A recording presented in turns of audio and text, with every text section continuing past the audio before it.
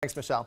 Next week kicks off Poison Control Prevention Week, so it is a great time for parents and grandparents to look around and make sure there aren't any hidden dangers in the home. Dowling McMorrin is a poison control educator with the University of Kansas Hospital Poison Control Center. Welcome to the show, my friend. Well, thank you. I appreciate it. Okay, enlighten us. What are the two most common ways that kids can get into something that they're not supposed to have? Oftentimes the purse or the bathroom or kitchen counter, where we leave medication sitting around quite often. That's where the medication is. So Yes. what kind of drugs are the kids getting into that they shouldn't be? All of them. If they're sitting on the counter, kids are getting into them.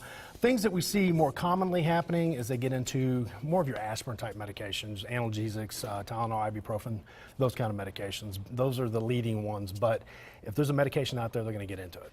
Now, in their heads, they probably think it's candy or looks like candy, especially if it's in mom's purse. Yeah. Oftentimes it does look like candy. A lot of the medications that we have out there now actually resemble candy, and that's one of the concerns. I mean, a good for instance would be your gummy vitamins. Gummy vitamins, gummy bears. They look identical, they taste the same, they look the same, they smell the same. And kids see them, they think they're candy, and they want to get into them. Next thing you know, you have a kid eating a whole bottle of vitamins. And moms keep a lot of stuff in diaper bags too, so diaper bags should be on the lookout as well? Diaper bags and purses, quite often that's where a lot of things are at. I mean, this actually came out of this purse.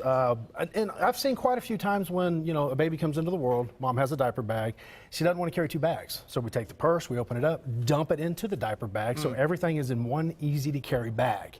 And then what we do is carry that around, and places that oftentimes we see them being placed is right there by the child.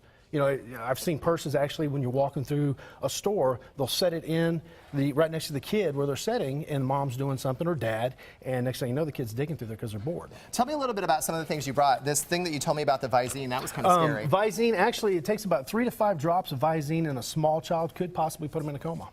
That is scary, just to know that a kid could get his hands on that. And then, those are not childproof lids either. Exactly. They come right off. Now, if a parent discovers that a child has taken something, how can they tell how much they consumed, or should they just call poison control right away? Well, call poison control right away, automatically. I mean, that's one of the things. If your kid has gotten into something, even if that thought comes to your mind, call poison control. One thing that we recommend strongly, this is something that I've really been promoting, is you take, every time you remove a pill of any sort, or even something that's liquid, take a black marker. Okay, and every pill that we remove, we're going to put a line right across that. So that tells me 1's been removed, 2's been removed as the time goes on. If you find the child with this medication and you pick it up and you count 5 pills on the floor, there's 5 missing, and you know you have 2 marks on there, it's going to give you the number that you need, and you can say, I'm pretty sure this is how much is missing. Are there child-proof pill bottles out there? There's some that have locks on them. There's some that are coded by hours. You punch in some timing and they'll pop open at that time or send off an alarm. I'm going to be honest with you. They're good for aging adults or people that have difficulty with their hands. I'm seeing a lot of young parents using these. Do not. I don't recommend that. These things are very easy to pop open. Yes, they are. And kids get into them. You stick them in a purse and walk around, these things could pop right open. So if you don't have to, don't use them. These are very dangerous. Kids get into them. We get a lot of calls from this. I mean, we're talking 30-year-old parents using these things. Be mindful, parents. You don't want to be making a call. You don't want to be making a call to this guy. But if you do, at least I don't answer the phones. I go out and educate. All right. Thanks, my friend.